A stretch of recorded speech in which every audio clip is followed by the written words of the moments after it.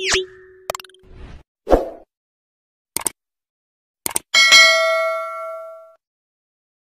دلوا رہا ہے. خبیث مالدار کنجوس بلڈنگوں پر بلڈنگیں تعمیر کرنے والے تکبر اور فخر کے کیڑے تیرا مقام خداوند قدوس کے یہاں اگر زکات کا مال نہیں نکالتا اور اللہ کے راستے میں خرچ نہیں کرتا، یاد رکھ لے کتنا ومل کا قیمتی کپڑا تو پہن لے اور کتنا ریمانڈ کا، جاپان کا، رشیا کا، چائنا کا کپڑا پہن لے، تو تیری چورو کے سامنے قیمتی ہو سکتا ہے. خدا کی نگاہ میں تیرا مقام پاخانے کے کیڑے سے بدتر ہے اگر تو اپنے مالوں کی زکات نہیں نکالتا ہے. نبی نے اپنے زمانے کے سالبہ کو نہیں کہا یا ویھا سالبہ، اے سالبہ تیری تباہی ہو، اے سالبہ تیری بربادی ہو، اے سالبہ تو تباہ ہو جائے، بلکہ ہر زمانے کے اس سالبہ سے کہا جو سالبہ رشوت سے مال جمع کرتا ہے، غریبوں کا حق مارتا ہے، یتیموں کا حق مارتا ہے، مسکینوں کا حق مارتا ہے، بیواؤں کا حق مارتا ہے، ناداروں کا حق مارتا ہے. یا ویھا سالبہ، 14ویں صدی کے سالبہ، بنگلور کے سالبہ، کرناٹکا کے سالبہ، شیواجی نگر کے سالبہ، کمرشل کے سالبہ، یم جی روڈ کے سالبہ، یا ویھا تیری تباہی ہو، تیری بربادی ہو. نبی نے زکات نہ نکالنے والے سالبہ کی تباہی چاہی، بربادی چاہی. خدا کی قسم میرے بھائی، نبی نے بد دعا کر دی ہو، نبی نے بربادی چاہی ہو تو تیری ماں تیرا کھویا ہوا مقام نہیں دلا سکتی، تیرا باپ تیرا کھویا ہوا مقام نہیں دلا سکتا. 15 مسجدوں کا چودھری بن جا، 18 انجمنوں کا صدر بن جا اور کئی ایکڑ زمین کا کروڑ پتی اور اس کا تو پراپرٹی کا آنر بن جا، اللہ کی قسم نبی کی بد دعا لگ جائے، نبی کی آزاری لگ جائے اور نبی کے بربادی کے جملے لگ جائیں، اللہ کی قسم اس کی زندگی موت سے پہلے بدتر ہو جائے گی، تباہ ہو جائے گی، برباد ہو جائے گی. جماعت سے دور ہو گئے، جماعت سے دور ہو گئے سالبہ. اور جب قرآن شریف کی آیت نازل ہوئی خذ من اموالہم صدقۃ تطہرہم وتزکیہم بہا وصلی علیہم، اے محمد صلی اللہ علیہ وسلم اب مدینے میں اسلامی ریاست قائم ہو گئی ہے، آپ یہاں پر زکات کے نظام کو جاری فرمائیں. اللہ کے نبی صلی اللہ علیہ وسلم پر جب یہ آیت شریفہ نازل ہوئی 2 صحابہ کرام کو بھیجا کہ جاؤ سلیمی کے پاس اور سالبہ سے، یہ دونوں صاحب نصاب ہو گئے ہیں، ان سے زکات لے کر آنا. یہ زکات حاصل کرنے والے اور زکات لینے والے نبی کے 2 نمائندہ صحابہ جب گئے سالبہ کے پاس اور کہا تم غریب تھے، تم یتیم تھے، اسیر تھے اور محتاج تھے، اللہ نے اپنے فضل سے تمہیں مالدار کیا، مبارک ہو تمہارا مالدار ہونا. اللہ کے نبی نے ہمیں زکات حاصل کرنے والا نمائندہ بنا کر بھیجا ہے، آپ ہمیں زکات دے. نبی کی بددعا جسے لگ گئی ہو اسے زکات کی توفیق ہوتی ہے. سالبہ نے کہا یہ تو مال میں نے اپنی محنت سے کمایا. آج کا خبیث مالدار کہتا ہے نا یہ بلڈنگ میری، یہ زمین میری، جا قبرستان میں تیرے سے بڑے بڑے کروڑ پتی قبروں کے اندر پڑے ہوئے ہیں اور ان قبروں کے اوپر کتے ٹانگ اٹھا کر پیشاب کر رہے ہیں.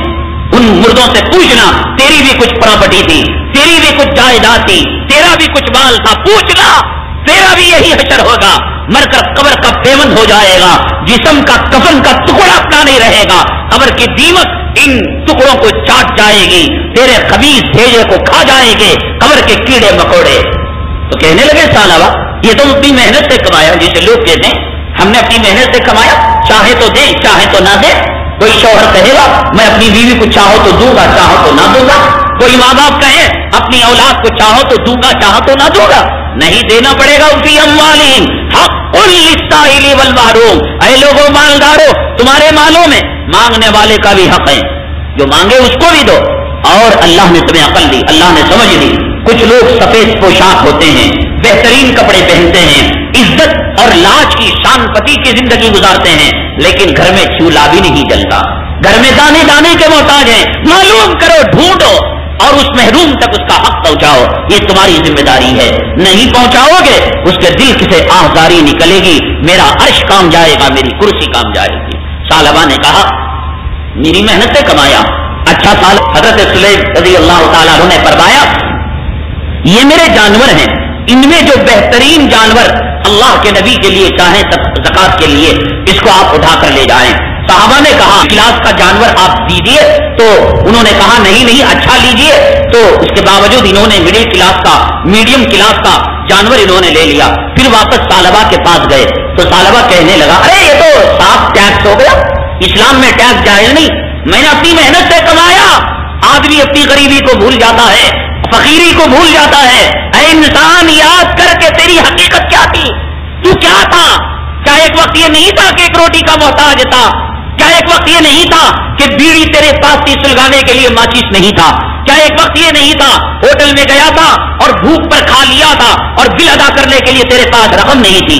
آج پیسہ مل گیا، آج روپیہ مل گیا، آج بنگلہ مل گیا، آج کار مل گئی، تو یہ غریب تیری نگاہ میں کیڑے مکوڑے نظر آج تیری بینک پہ جمع کیا ہے. تیرا حق ہے للسائل والمحروم، مانگنے والے کو دے اور محروم تک اس کا حق پہنچا. سالوا پھر وہی دوبارہ بات دہرایا، ارے صاحب یہ تو ٹیکس ہو گیا، یہ تو میں نے اپنی محنت سے کمایا. خیر، دو صحابہ حضرت سلیمی رضی اللہ تعالیٰ عنہ کے جانور کو لے کر آقائے دو عالم جناب محمد الرسول اللہ صلی اللہ علیہ وسلم کے دربار میں آ گئے. سارے واقعے کو بیان کیا. یا رسول اللہ صلی اللہ علیہ سے کمایا ہے.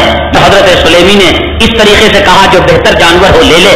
اللہ کے نبی آقائے دو عالم جناب محمد الرسول اللہ صلی اللہ علیہ وسلم نے حضرت سلیمی رضی اللہ تعالیٰ عنہ کو دعا فرمائی، اللہ اس کے مال میں خیر و پئے. نبی کے طریقے پر تو نبی کی اس کے لیے دعا ہے اللہ اس کے مال میں اس کی جان میں خیر و برکت عنایت فرمائے.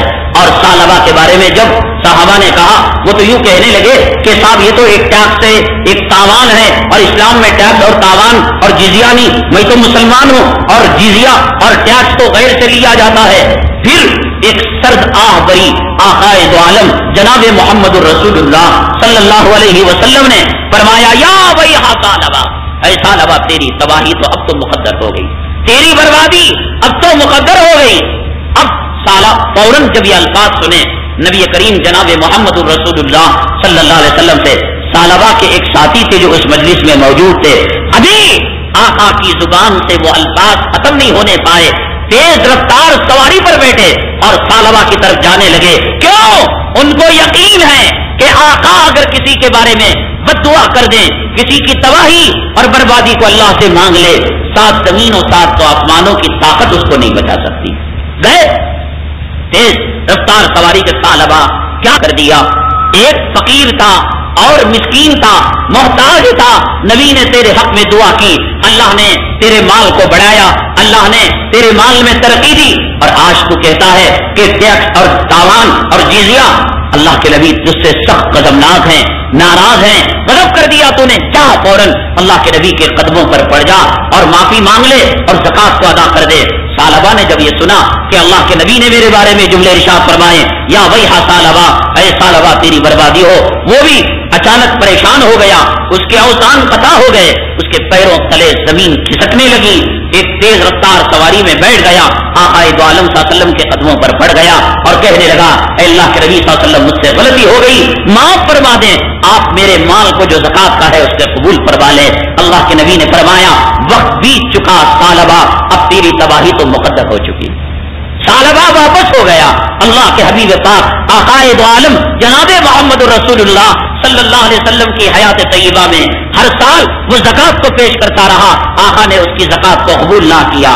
آقائے دو عالم صلی اللہ علیہ وسلم پردہ فرما گئے. حضرت صدیق اکبر کا دور آیا، آپ کے دور خلافت میں ثعلبہ نے زکات کے مال کو پیش کیا، حضرت صدیق اکبر نے اس کو ٹکرا دیا. عمر فاروق رضی اللہ تعالیٰ عنہ کے دور میں آپ نے بھی ٹکرا دیا. تو جب نبی نے ٹکرا دیا، صدیق نے ٹکرا دیا، میری کیا مجال. حتیٰ کہ عثمان غنی رضی اللہ تعالیٰ عنہ کے دور مبارک میں مال کو پیش کیا، کہا نبی نے ٹکرا دیا، صدیق نے ٹکرا دیا، فاروق نے ٹکرا دیا، تو اب میری کیا مجال ہے. آپ نے قبول نہیں کیا. تو ثعلبہ اپنی حسرت اور ندامت کے ساتھ اور اپنی تباہی اور بربادی کو اپنے ساتھ لے کر دنیا سے رخصت ہو گیا. آج زکات نکال سکتے ہیں، زکات نکال لیں. کل ایسا نہ ہو کہ زکات نکالنا چاہے اور خداوند قدوس تمہیں توفیق نہ دے اور تمہاری زکات قبول نہ ہو.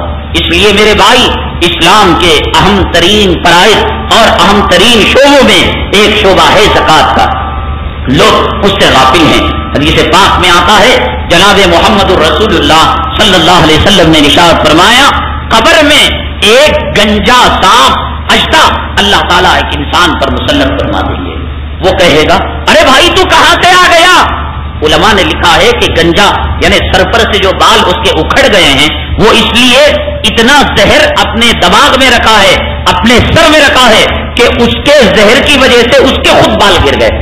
اتنا زہریلا سانپ. ایک پھوک اگر دنیا کے کسی کونے میں مارے تو پوری دنیا کی سرسبز و شادابی اور ہریالی ختم ہو جائے، اتنا خطرناک۔ پوچھتا ہے تو کون، کہاں سے آ گیا، تیرا عطا کیا، تیرا پتا کیا؟